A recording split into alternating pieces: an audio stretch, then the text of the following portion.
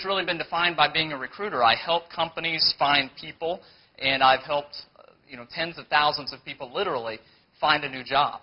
So my perspective sort of on the workplace is unique because I literally get to peer into hundreds of companies. I get to sort of see what their best practices are, and I realize that a lot of companies have the same struggles. And that's why I'm here, is I think that a lot of companies, maybe yours included, are struggling to attract and retain the best talent. And what I've learned is that connectivity builds an environment that helps you grow the next generation of leaders in your company, and that mentorship, our topic today, is really the critical mission that drives connectivity. My speaker's bio lists me at about 5'8". I'm probably about 5'7 and a quarter, but we'll round up. So I can always remember a quote by Napoleon. He said, "The only way to learn the science of war is to read and reread the campaigns of the great captains." What he meant by that is that in his business, which was warfare, experience got you killed. Now, the stakes may not be quite so high for us, but I hope that your minds and your hearts are sort of open to the lessons I'm going to share today. The connectivity piece that I'm talking about, mentorship. The struggle that most people have and most organizations have at building this connectivity is that they don't understand how different people in the workplace communicate. It's really a generational issue.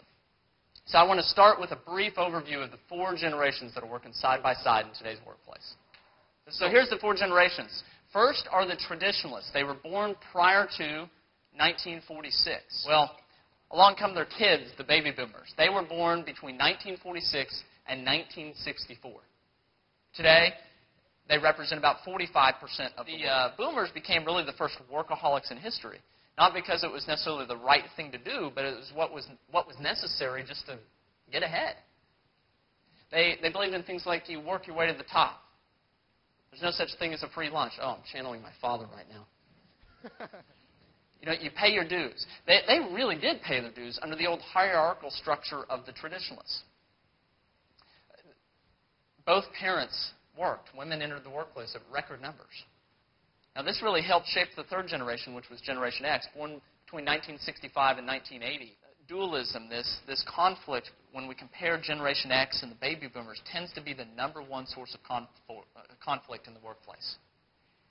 Boomers are in the best place to mentor Gen X and Gen Y, our 4th generation. I'm reminded how different, though, Gen X managers and baby boomer managers are. Having worked with all these companies, I remember one in particular. There was a Gen X manager and a baby boomer manager, and corporate came down and said it was time they were going to have to lay somebody off. And these 2 managers, after talking about it for some time, they realized that Steve, unfortunately over in the accounting department, was going to be the one that was going to have to be let go. They pretty quickly realized one of them was going to have to go tell poor Steve. Pretty quickly, Gen X raised his hand and said, "I'll do it." Off he goes, and sometimes later he comes back and he's holding a $10 bill. The baby boomer says, "Well, did you tell Steve?" Gen X says, "Yeah, sure did." He says, "Well, Mr. Gen X, where'd you get the $10 from?" He says, "Well, Steve gave it to me."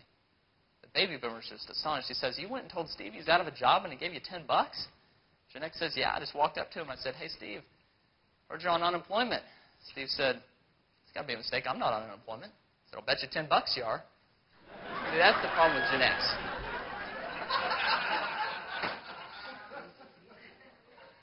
Gen X's soft skills seem to be lacking a little bit. Gen Y represent about 25% of today's workforce. They were born from 1981 to 2000. And this was sort of the high-tech, always-on generation. The boomers, again, are in the best position to mentor out of all the generations. Unfortunately, most mentors, baby boomers especially, tend to approach the mentorship relationship as the old sage. The person that's been around the block a time or two and is going to pass down insights or the right way and the wrong way to be successful. When in fact, that actually leads to very ineffective mentorship relationship. So I want to give you now the 3 principles for effective mentorship. The first is that the mentor needs to understand that they are simply a facilitator of a learning process. Number 2 is that mentorship really isn't just about building skills alone, although we certainly want to teach techniques and methods and make someone more effective in their job. Mentorship is also a relationship that helps grow behaviors and attitudes. We're really trying to build the whole person in a mentorship. The third principle of mentorship is that mentorship is really just a relationship for intentional learning. And if we're going to have purposeful, intentional learning, then we need to have a plan. We need to be on the same page. Our mentors and our proteges really need to have a common goal and a common vision for what they hope to achieve out of that relationship. I'm having placed all these folks all over the country, really. I'm reminded of a young man. He went to work at a company, and as young people sometimes do, he was trying to impress the boss, so we worked late. He worked late several nights in a row, and one night this young man's walking through, and he sees the CEO, and he's standing in front of a shredder, and he's holding a single sheet of paper. And he says, "Young man, this is a very important and sensitive document. Do you know how to work this thing?" And the guy says, "Yes, sir." Taking the paper and sending it through the shredder, the CEO says, "Great, I just need one copy." The point is that sometimes when we're not on the same vision, when we don't share the same goal, we oftentimes get an outcome that we didn't expect and that we don't want. Proverbs says that iron sharpens iron as one man sharpens another, and that's what this mentoring process is really about. Growing together by surrounding ourselves intentionally with other sharp people. What I've found, though, in all the companies that I've worked with is that really anyone, and I mean literally anyone, can be a mentor because we all have unique life experiences. Scott was another person. He was a simple guy, really, born to a modest family. He grew up in Pennsylvania. And after school, he joined the Pennsylvania Railroad. And just an entry-level manager, nothing real special about him. But after some years, he actually spent 8 years with him, eventually moving into a sort of a middle management job. He hired a secretary, and he hired a young man named Andrew to come work for him. Andrew made the equivalent of about $10 or $11 in today's dollars. Not much money. But over the next couple of years, Thomas realized that Andrew was struggling to pay the bills. Andrew came from a very, very poor family, and making $10 or $11 an hour just was quite a struggle. Andrew, I guess, was just a simple guy. I mean, he made, answered the phone and, filed, helped the CEO shred documents, whatever was needed.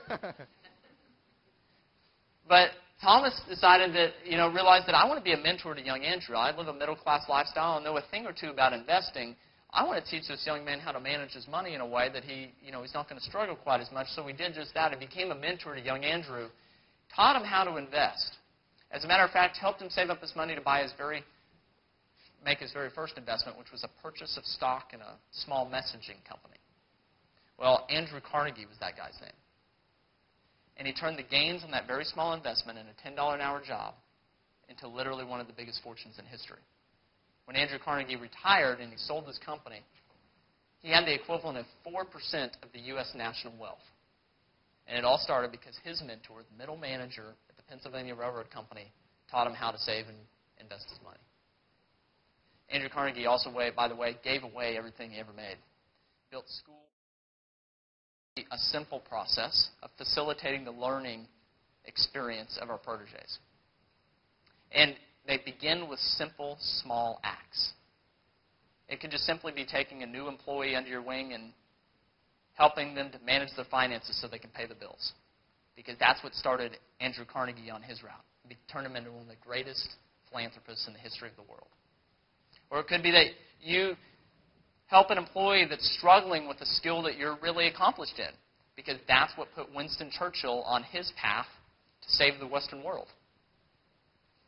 Or maybe you, somewhat like Daniel Ford did with Francis Bellamy, you simply extend a helping hand to a neighbor that's in need. I don't know what path your mentorship would take you down, and I don't know what new trails your proteges might blaze. Maybe you're the next mentor of a Carnegie or a Churchill or a Bellamy. But I do know that one of the greatest offenses in life, and one of the things that helps break apart successful companies, is that when good folks fail to act when their hearts and their minds compel them to make a difference. Thanks for letting me come and share with you.